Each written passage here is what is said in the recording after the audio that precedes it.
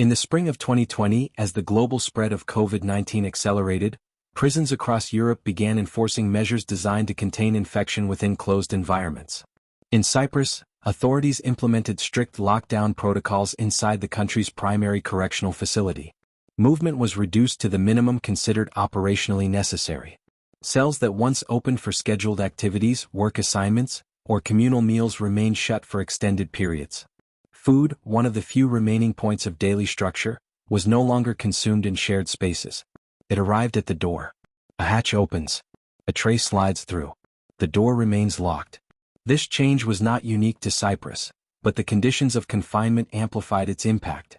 The prison, already designed for control and restriction, became more sealed. According to official statements from the Cypriot Ministry of Justice and public reporting during the pandemic period, measures included suspension of visits, limitation of group activities, and increased cell confinement to reduce contact between inmates. For many prisoners, this meant spending nearly the entire day inside a single cell. Meals, previously tied to movement and routine, became isolated events. Breakfast, lunch, and dinner were delivered individually. No congregation. No shared space. No interaction beyond the brief presence of staff. The act of eating, typically structured by time and environment, shifted into something quieter and more contained. Inside these cells, space is fixed. A bed. A table. Sanitation facilities often within the same confined area. There is no separation between where one sleeps and where one eats. During lockdown conditions, this spatial overlap becomes constant. There is no transition between activities. No physical signal that marks a change in the day beyond the arrival of a tray. Reports from European prison monitoring bodies during the COVID-19 period documented the broader effects of such restrictions. Increased isolation, reduced external contact, and prolonged time in cells were identified as significant stressors. In Cyprus, local oversight bodies and human rights organizations raised concerns about the psychological strain of extended confinement during pandemic restrictions, particularly when combined with pre-existing issues such as overcrowding. The meal itself remained standard. Institutionally prepared. Pre-portioned. Designed to meet basic nutritional requirements within budget and logistical constraints. There is no adjustment to the environment in which it is consumed. The tray is placed on a fixed surface. The door stays closed. The corridor outside returns to stillness. In normal operations, even limited interaction, walking to a dining area, sitting across from others, exchanging brief words, creates variation. Under lockdown, that variation is removed. The sequence becomes predictable. A hatch opens. A tray enters. The hatch closes. Time between meals stretches. There are no external markers to divide the hours. No visible horizon. No change in lighting beyond what is artificially controlled. In such conditions, routine does not disappear. It compresses. It becomes repetitive to the point where distinction between days is reduced. Monitoring organizations across Europe noted that during COVID-19 restrictions, prisons faced a balance between infection control and maintaining humane conditions. In Cyprus, authorities reported implementing health measures in line with public safety guidelines, including hygiene protocols and medical monitoring. At the same time, the lived experience inside cells narrowed. Eating alone, repeatedly, in the same confined space, is not a new aspect of imprisonment. But its consistency during lockdown removed alternative forms of engagement. There is no dining hall noise. No shared reaction to the quality of food. No visual reference to others' presence beyond what can be heard through walls or doors. The environment becomes acoustically limited. Footsteps in the corridor. Metal against metal as hatches open and close. Occasional voices, indistinct. For individuals in custody, food delivery marks one of the few predictable interruptions in an otherwise static day. It is also one of the few points of direct contact with staff, even if that contact lasts only seconds and occurs through a barrier. Health guidelines during the pandemic required minimizing proximity. Masked. Distance. Limited conversation. The exchange is functional.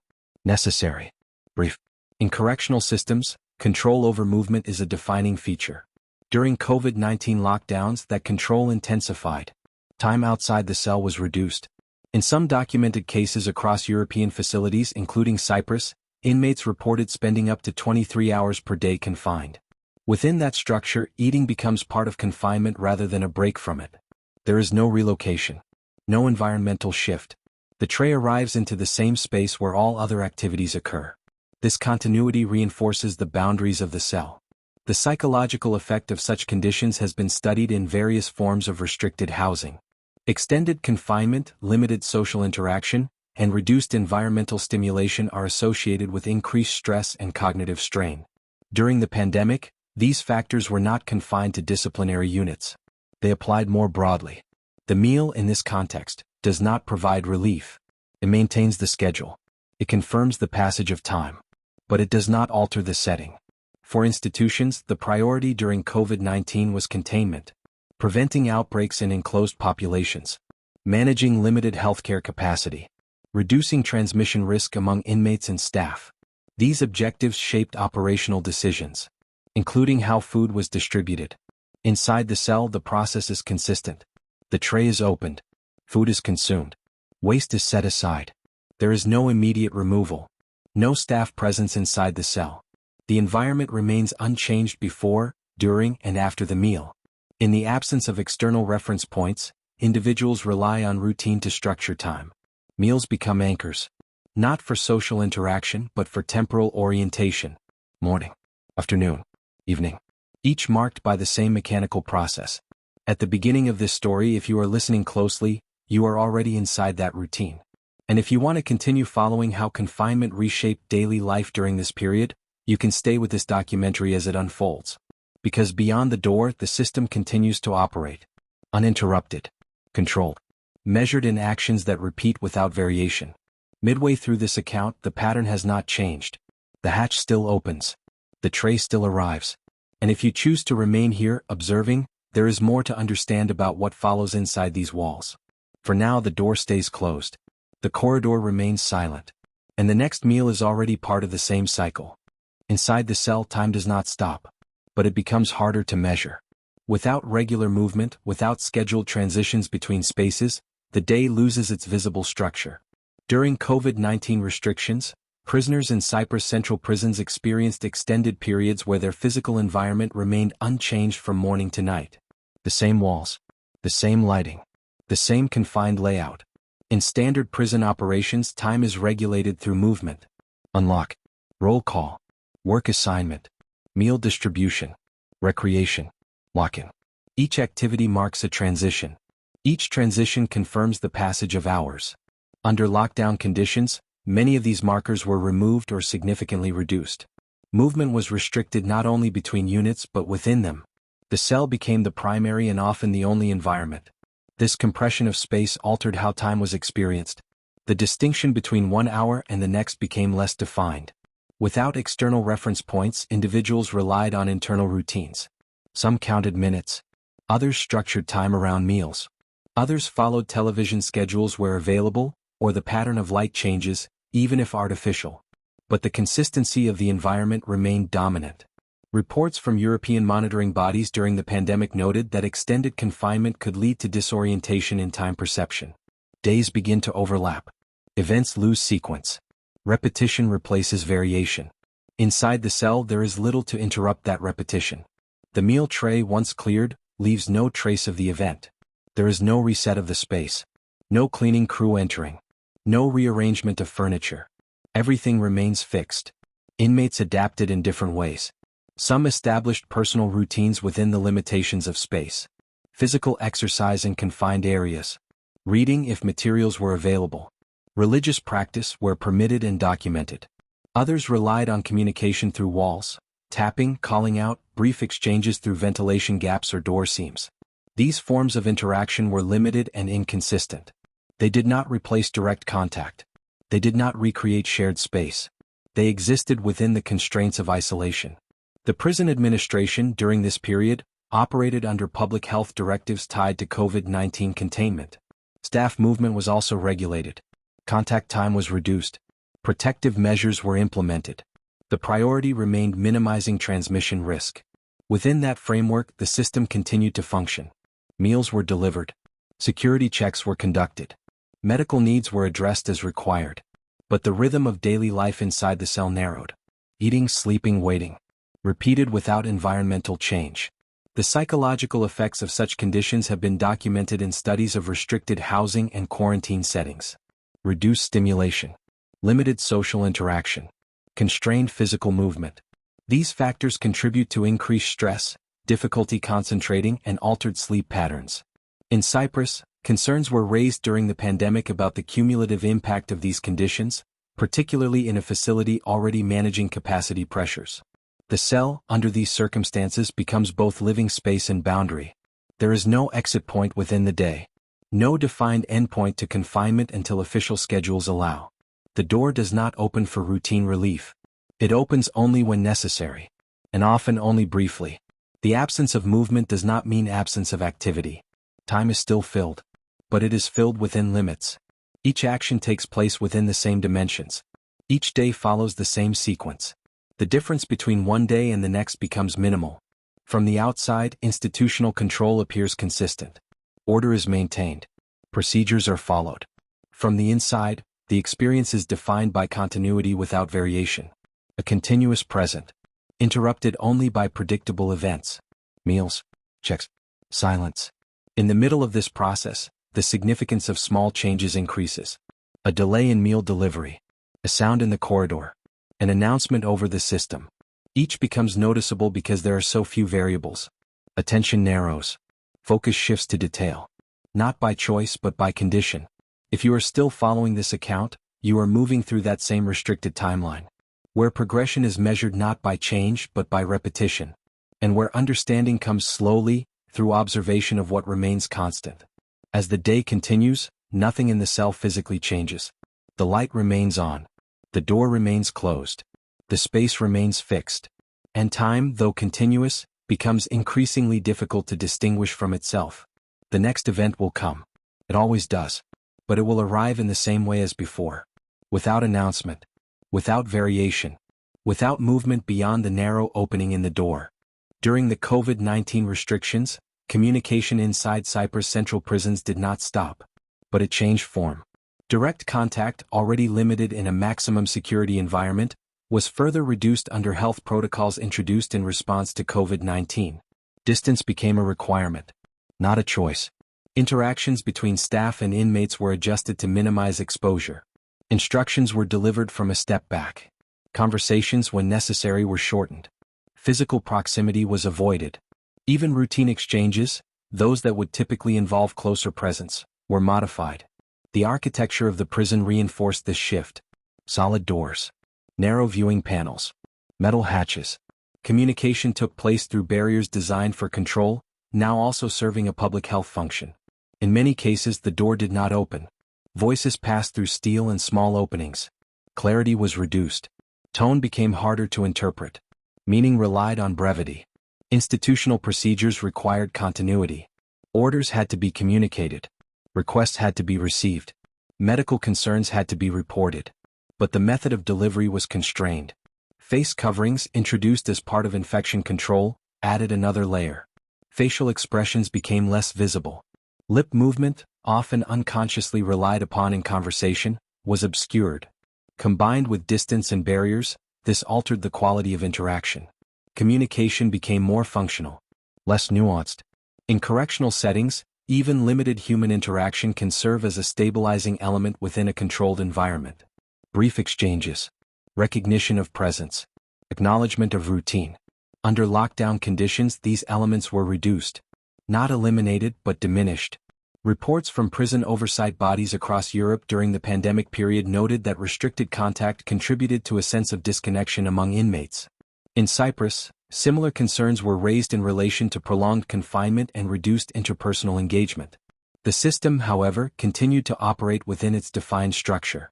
Officers conducted checks. Announcements were made. Requests were processed. But each of these actions occurred within a framework that prioritized distance. The corridor became a space of observation rather than interaction. Staff presence was visible but not close. Movement was monitored but not shared. The relationship between those inside the cell and those outside it became more clearly defined by separation. Inside the cell, attempts at communication followed the same limitations. Requests were made through the door. Sometimes written, sometimes spoken. Responses were not always immediate. Delays were part of the process, influenced by staffing levels, procedural requirements, and the added complexity of health measures. The absence of immediate feedback altered the rhythm of communication. Questions did not always receive instant answers. Clarifications were not always possible in the moment. This introduced uncertainty into even routine exchanges. Across European prison systems, including Cyprus, authorities emphasized that measures were temporary, tied to the duration of the public health emergency. But within the daily experience of confinement, the duration was not always clear. There was no visible endpoint from inside the cell. Only the continuation of adjusted procedures. The physical environment reinforced this uncertainty. No visual access to administrative spaces. No direct insight into decision-making processes. Only the observable outcome. Doors remained closed, distance maintained, interaction limited. In this setting, communication became something that occurred across space, rather than within it. A voice from the corridor. A response from behind the door. No shared physical presence. No reduction of distance. For individuals inside, this form of contact did not fully replace direct interaction. It provided information. It allowed for necessary exchange. But it did not alter the conditions of confinement. The barrier remained constant. The door stayed closed. In some documented cases during the pandemic, prisons introduced alternative communication methods to compensate for suspended visits, including increased access to telephone calls or monitored digital communication systems where infrastructure allowed. In Cyprus, measures were reported to mitigate the impact of visit suspensions, though availability and access varied. These adaptations, while functional, did not change the immediate environment of the cell. They provided connection beyond the institution but not within it. Within the corridor, the pattern repeated. An officer approaches, stops at a distance, speaks, moves on. The door does not open. The exchange ends. If you remain within this account, the pattern becomes familiar. Interaction occurs but without proximity. Information is exchanged but without presence. And the structure that defines this environment continues without interruption. As the day progresses, communication continues in this reduced form. Necessary, measured, controlled, but always separated by the same physical boundary. The next interaction will follow the same pattern. A voice, pause, a response, and then silence returning to the corridor. As infection rates stabilized and emergency measures began to ease, prisons across Europe adjusted their internal restrictions. In Cyprus Central Prisons, some of the controls introduced during the height of the COVID-19 pandemic were gradually modified. Movement in limited form returned. Cell doors opened for short, scheduled periods. Activities resumed in controlled stages. But the structure that had defined daily life during lockdown did not disappear immediately. It remained in the routine, in the memory of repetition, in the physical space that had not changed. For those who experienced extended confinement, the transition was not marked by a clear shift. There was no single moment when isolation ended, only a gradual adjustment. Minutes outside the cell replaced hours inside, but the cell remained the central point of reference. Meals, in some cases, continued to be delivered under modified procedures before communal arrangements were reintroduced. The act of eating, once fully isolated, began to regain elements of shared routine. But not all at once. Not uniformly. Institutional caution remained. Health protocols, though reduced, were still present. Distance was maintained. Contact remained structured. The corridor, once defined by silence and separation, began to carry more movement. Footsteps returned at scheduled intervals. Voices became more frequent, though still regulated. Doors opened but within limits. The system adjusted carefully. Measured. Deliberate. For the individuals inside, the experience of lockdown did not end with the reopening of doors. Studies and reports on confinement during COVID-19 indicate that prolonged restriction can have lasting psychological effects. Disrupted perception of time. Increased stress levels. Difficulty readjusting to interaction after extended isolation. These effects are not always immediately visible. They do not appear in official schedules or procedural documents. But they exist alongside the return of routine. Inside the cell, the environment remained unchanged. The same walls. The same fixtures. The same confined dimensions. What changed was the frequency of exit, not the nature of the space itself. For some, the return of movement restored a sense of progression, a clearer distinction between hours, a reintroduction of external reference points. For others, the adjustment was slower. The pattern of isolation had been established over weeks and months. Breaking that pattern required time. The institution, in its structure, continued to operate with control as its primary function. Lockdown measures had intensified that control. Their removal did not eliminate it. They returned the system to its baseline, not to absence. The door still closed. The corridor still regulated movement. The schedule still determined access. What had changed was the degree, not the foundation. If you have followed this account from the beginning, the sequence remains consistent. A door, a tray, a voice through a barrier, time measured in repetition, and then gradually a shift, not a resolution, not an end, but an adjustment. The effects of that period do not conclude with policy changes. They remain part of the lived experience of confinement, documented in reports, reflected in oversight findings, carried by those who remained inside during that time. As this documentary reaches its final moment, the environment is still in place.